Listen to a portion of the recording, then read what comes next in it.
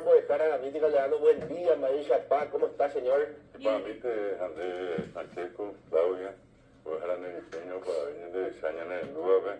Un saludo cordial a todos y hoy es el Día Mundial del Ajedrez. El ajedrez. El ajedrez Me también. encanta el ajedrez, muy cara. Sí, sí. ¿Usted juega ajedrez, señora Aguilera? No, ¿No?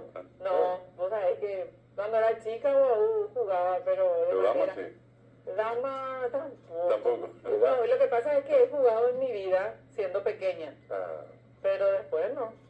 te recomiendo para Marcelito, ajedrez. Ah, en serio, Buenísimo, ¿cuántas o sea, cosas que- ya me recomendó para mi hijo usted? Natación, ajedrez, unas cuantas cosas. El teatro. Música todavía no le recomendé, pero después le Pues, puedo... música lo que quiero Sí. decir. No, pero el ajedrez, qué deporte sano. Pero estoy para jugar ajedrez, de verdad. Interesante, ¿eh? Es muy Sí, sano. Sí, pero es un juego de inteligencia. Sí. Y de estrategia. ¿Sabes lo que me da gusto, profesor, con el ajedrez? Que la gente, como no sabe jugar, yo no me considero experto, pero al menos manejar las reglas, te apuran al jugar. Sí, sí, no Y puede jugar ser. ajedrez apurado es lo peor que te puede pasar. Yo me acuerdo los movimientos de esos de los muñequitos. Y quedaron en la historia, por ejemplo, los nombres de Bobby Fischer. Sí, cierto. Uno de los más grandes, ¿verdad? El mejor de la historia, Y acá en el Paraguay, sino un Franco. Sí, es verdad. Franco fue el maestro. Y ahora Gabriela Tolavera, También. es una paraguaya que representa con altura el país. Yo lo conozco a David, es la prima de Renato Tolavera, Clau. Ah, ¿en serio? ¿Y ajedrecita? Es de las mejores ajedrecistas del país, ahora está representando con altura el Paraguay. En su momento tuve el privilegio de jugar, evidentemente me reventó. Pero me dijo que para hacer amateur bastante bien mi nivel, ¿verdad? Pero bueno, dígame Eso hay que hacerlo, ¿eh? Sí, También sí, hoy es el sí, día... Vos tenés un problema, ¿no? ¿Por qué no quiero tocar las piezas? En una de esas liquidaciones, en un anticuario, compré una pieza de ajedrez. Va a ser lindo. Quiero tocar. Tenés ahí guardado. No lo toques, no lo toques. Me gusta. Ni lo mires. Me gusta. Después tenemos que hablar Iba a decir de... el Día Internacional de la Luna. Y algo muy peculiar, ¿verdad? Entre esos días raros, porque hay pues un listado de siempre de efemérides y allí días especiales. Todo tiene su día. Me llamó la atención hoy el día de los chupetines. ¿Sí? De los chupetines. Chupetines, sí. También... De los chupetines de ajenjo. Los chupetines también. Ya hay mucho. Esa es otra cosa. Ahora, ¿no sabes lo que me decían cuando yo era más chico? Me decían chupetín. ¿En serio? Sí, porque era flaco y cabezón. Mira, vos. Encima mis familiares me decían así. Qué No, loca. popular tu compañero te hacen bullying, no mis familiares me decían. Mis compañeros me decían, no te vamos a decir chupetín muy feo, ya va. Mira lo que son las Sí, cosas. Mira, también un día como hoy salía a la luz la nota de la Junta Superior Gubernativa que declaraba oficialmente la independencia del Paraguay en el año 1811. Igualmente, hoy recuerdo también a un gran profesor, tuve la oportunidad de conocerlo y de llevarlo a andar siempre a pie. Usaba una especie de bastón, tenía un sombrero, una barba. Sí. Recuerdo al profesor Oscar Ferreiro, ¿verdad? Y en la persona del saludo a Olavo Ferreiro, su hijo, Sí, señor. toda una familia dedicada a Anaíri Chávez, la esposa, una familia de intelectuales en Paraguay. También, un día como hoy, otra figura mítica, legendaria en todo caso, Pancho Villa, en México, militar y político. Sí, señor. Él fallecía un día como hoy. Fue el día en que nació y estaba de cumpleaños el escritor y periodista paraguayo Alcibiades González del Valle. También una gran académica, la literata, escritora, la doctora Esther González Palacios. También el nacimiento del guitarrista mexicano Carlos Santana en 1945. Mira, de los mejores del mundo. Sí, en la sí, historia sí. en su momento. También en este caso, un dato interesante, Bruce Lee, el famoso arte marcialista, falleció un día como hoy en 1973. Y dos músicos paraguayos, Johnny Monte, Juanito Alfonso, o Juan Alfonso Montiel. Él fallecía en un día como hoy, en el año 2005. Y también con él, otro grande de la música paraguaya, Pablo Momper, de los Toreros Americanos en el 2005. Mira, Son un poco algunos de los datos de hoy, ¿verdad? De la pequeñas cositas. La luna. ¿Cuántas poesías y músicas dedicadas a la luna? A la luna, sí. ¿Vos te enamorás y hablás de la luna? Sí. El toro enamorado de la luna. A ver, en guaraní ya hace un montón de composiciones y siempre estás enamorado con la luna. Sí. Sin embargo, en el judaísmo no recomiendan ver la luna. ¿No? ¿Por qué, No. profesor? O sea, explicando el por qué no, pero no es recomendable. Hay una creencia, y te digo, pues mi mamá me suele decir que no hay que admirar la luna, porque cuando admiras es como que perdiste algo, ¿puede ser? Y puede ser, ¿no? ¿Es señal de pérdida o que vas a perder o...? Un poco la figura de la negación, una especie de contrastación entre el día y la noche, por eso siempre la humanidad apreció mucho al sol. Y digamos la cara contraria en la oscuridad, la luna, ¿verdad? Claro. La representación de ese otro mundo. Por lo menos de lo que yo recuerdo que leí en la materia, hay una especie de antítesis. Sale un sapo cancionero que también, pero hay cuestiones.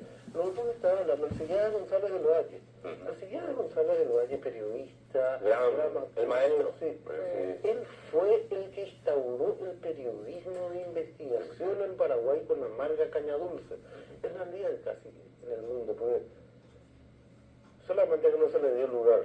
Pero si uno comienza a ver los años, los antecedentes, al Sillada comenzó con Es el verdad. periodismo de No, investigación. una eminencia absoluta, es una eminencia absoluta. Acá me pasa también el dato Mojára de que Pancho Villa, el mexicano que dijiste, escribió o dijo la famosa frase: si no hay justicia para el pueblo, que no haya paz para el gobierno. Fue famosa la frase, ¿verdad? Que hasta ahora se utiliza. Pero siguiendo lo que decía profesor Neri Peña, qué importante es este tipo de bloques, ¿verdad? De efemérides, para honrar también a los grandes del país, en este caso a don Alcibiades González del Valle. Hoy en día vivimos en una democracia, no quiero decir plena, pero al menos podemos criticar y demás. Pero estos hombres hicieron periodismo cuando era difícil hacerlo. Cuando claro, cuando era arriesgar tu vida, literalmente. Hoy en día nosotros, no digo que nuestra democracia es la mejor, pero le pegaba a Santipeña y después te vas a tu casa a dormir. Justo lo que ayer estábamos hablando, ayer hablamos de este libro, y acá Margarita Durán estragó en el Piragüe, informante de obispos, frailes y jesuitas. Toma este, ya te regalo, pues no te doy el libro, entonces se enoja, él pues no le dejo el libro. No, eso es tuyo, pero Serafina Nadal. ¿Y este para la señora Aguilera? Yo a cambio Me gusta. Acá ya Bueno, gracias, profe, porque soy el que me trae mis regalos y no solamente a Carlos. Pero el tema del Piragüe. Y el Piragüe, imagínate, tenían un carnet de ser informante, ser delator. Y había niveles, estaba el que... ¿Y salario, profe? También salario. Es más, había opositores que eran torturados y después pasaban a ser delatores. ¿Y qué le hacían? Le premiaban con un auto y después le daban plata. Pero ¿cómo se los decías? Porque se los decía porque Piragüe tiene como un concepto peyorativo. Tenían otro nombre, ¿no? Eran informantes. Informantes. Eran los informantes. ¿Y qué? Pero eran los informantes. Es que había un departamento especializado donde se recibían las informaciones. La técnica, por ejemplo, ya era para hacer masajes muy fuertes, para no decir ya directamente la tortura. Pero, profe, ¿cómo se informaba? Porque hoy en día el informar es que se llamaba vía WhatsApp y pasar un informe. En ese momento no había mensaje de texto. Te doy un caso concreto. Yo llegué a trabajar mucho tiempo en un hotel allí en el centro, en la esquina del Hotel Guaraní, al otro lado. Y en la esquina mismo había un delator, ¿verdad? Que él era vendedor de caramelos y otras cosas. Era conocido, pues. Se le decía el petizo. Pero se sabía, pues, tipo, yo llegaba y Claudia me decía, cuídate de él. Era un tipo que a la noche uno veía, la patrullera que quedaba largo, trató de conversar con él, ¿verdad? Y todo el mundo le tenía por eso miedo, ¿verdad? Y él era el que decía qué pasó, qué no pasó, quién cruzó la calle, todo. Y estaban en una esquina estratégica, ¿verdad? Para muchos los que entraban allí, estaban prácticamente en el microcentro, y era el cuidado que había. Y no solamente allí, gente que cuidaba estacionamiento. Pero el Piragüe, pues, ¿qué tema, Claudia? ¿Verdad? Que nosotros escuchamos mucho, pero nunca se profundiza demasiado. El Piragüe tenía sueldo, tenía un cargo, tenía privilegios. Pero fíjate lo que contó el profe Neri. Fueron en algún momento, estuvieron al otro lado de la vereda. No, pero es que y después se convirtieron... Claro. Acá en este libro Margarita da nombre y apellido de gente que fungió de delator de la iglesia, trabajando en la iglesia, y se burlaba otra vez en los informes. Y es más, también habla de un delator que estaba en Argentina, que pasaba los informes de los paraguayos radicados en la Argentina y venía a cobrar su salario. Parte de eso. Juan Manuel Marcos, en el año 1976, publicó un poema en la revista Criterio. Después ya pasó a su poemario que se llama Poemas y Canciones. Aquel Espiragüe no tiene más oficio que estar ahí parado como la tos de un perro. Imagínate lo que es la tos del perro. Seco. Sí. Anotando las horas en que viene el lechero, nos visita el vecino o miramos la luna. Alguien le puso en esa esquina y le enseñó a leer al revés el periódico para disimular su alfabeto traidor. Yo lo señalo ahora con un dedo de ira para que no le deis la hora ni el saludo cuando paséis por la esquina. Es él el que tiene el aliento más triste y los ojos de humo. Sé que es un pobre hombre, pero como él hay muchos, y entre todos han hecho inhabitable el mundo. Maldigo su raza de ratas sifílicas y juro que jamás le prestaré un violín. Qué locura. Pero ¿cómo le describe al Piragüe? Pero es parte de Es que estaban metidos en todos lados. Yo tengo una experiencia particular con mi padre, que él, siendo estudiante de colegio todavía, ya en el último año, él era aloniano, seguidor de Alon, Sí, liberal, ¿verdad? liberal. Sí, y entonces dice que tenían la costumbre ellos de hacer panfletos, subir al famoso tranvía, y en la calle Palma, a lo largo, ellos iban tirando. Y dice que un día le amanece en la casa a la policía y le llevan, ¿verdad? Le llevan directamente a investigaciones. Y bueno, ahí empezó un proceso que duró la primera ocasión un año, en la segunda y después se enteró, el que le delató fue un compañero del colegio, que estaba con ellos tirando panfletos. O sea, que era un infiltrado. Un infiltrado. Y mira, Estudiantes Qué del época colegio. más difícil. Y los alonistas también, como han sido perseguidos, como el Jarabe. Atende esta parte que trae del profesor Neri Peña con el Piragüe de Margarita Durán Estrago. Dice en la página 15, leyes liberticidas. El general Alfredo Stroessner asumió el cargo de presidente de la República del Paraguay bajo el imperio constitucional de la Carta Política de 1940. Con el resguardo de la ANR, Partido Colorado, Stroessner articuló una maquinaria legal sustentada en el estado de sitio, la Ley 294 de la defensa de la democracia y la Ley 209 de defensa de la paz pública y libertad de las personas. ¿Entendés lo que dice esto? El estado de sitio sabemos todo lo que es. Pueden hacer lo que quieran, cuando quieran, como quieran, entrar a casas y demás. La Ley 294, que era defensa de la democracia, decía... ¿Quiénes son amenazas para la democracia? Claro, y decía, la primera castiga a los que se alzaren a mano armada contra los poderes constituidos y la segunda parte sanciona a los que difunden la doctrina comunista. Que en ese tiempo vos eras liberal y eras comunista. O sea, criticabas y ya eras comunista. Pero eras un estudiante de medicina y no te gustaba algo por la realidad que veías desde tu lugar, ya, chao, comunista. Sí, comunistas, todos eran comunistas. Y entendés lo que dice la ley 209, que acá me llama la atención, Claudio. Yo esto nunca lo leí, tengo que reconocer. La más Dice, perversa de las leyes. sí, entendés lo que dice Macara, el que por cualquier medio predicare públicamente el odio entre paraguayos o la destrucción de las clases sociales será sancionado con 1 a 6 años de penitenciaría. Los que cometieren calumnia o difamación contra el presidente de la República, ministro del Poder Ejecutivo, miembro legislativo o miembros de la Corte Suprema de Justicia serán sancionados con 3 a 6 años de penitenciaría. Imagínate. No podía hablar de nadie. Te cuestionaba a Santi Peña dentro preso. Sí. O sea, en pocas palabras. Realmente increíble. Acá un amigo me pasa lo de Américo, en tiempo de Joel Filarti, de Joelito Filarti. Américo tiene... Terrible. No, y lo de Joelito significó el final de la vida de una persona, ¿verdad? Pueblito es una película... ¿Cómo era? Un hombre en guerra. Creo que es un hombre en guerra, que habla justamente de la historia de... Es más, la historia de Joel Filarti... Un hombre en guerra. Un hombre en guerra. Cómo lo torturaron y después el informe terrible. Esa es la película de Anthony Hopkins. Sí, justamente fue... Buena película, así recomendada. Sí, Protagonizada por Anthony Hopkins. Los sitios que se llegaron a usar allí en la calle, yo llegué a ver eso, en la calle Montevideo y Estrella estaba el edificio del Ministerio del Interior, y allí en el subsuelo, allí se le tenía todavía unas celdas, y allí se le sacaba, por ejemplo, en invierno a las 3 de la mañana, se le hacía cruzar Estrella, un edificio de al lado, en la otra vereda, se lo metía allí, y allí eran unas duchas, así totalmente libres, ¿verdad? Caía agua fría arriba, la gente con un frío que velaba, mínimamente una pulmonía, neumonía, ¿verdad? se recuperaban mal que mal. Allí estaba la famosa pileta, ¿verdad? Donde mi padre fue introducido varias veces. Y él siempre recordaba que en una de las ocasiones estaba ya, él perdió la conciencia, ¿verdad? Y después le quitan, porque eran el excremento allí que le metían, ¿verdad? Y al sacarle, en algún momento siente unos golpes en la cara, se despierta, o sea, abre los ojos y toma conciencia y ve a un médico conocido, ¿verdad? Que sale y dice, aguanta todavía, hay que continuar. Y le volvieron a meter. Están en los informes del archivo del terror, pero imagínate, aguanta todavía.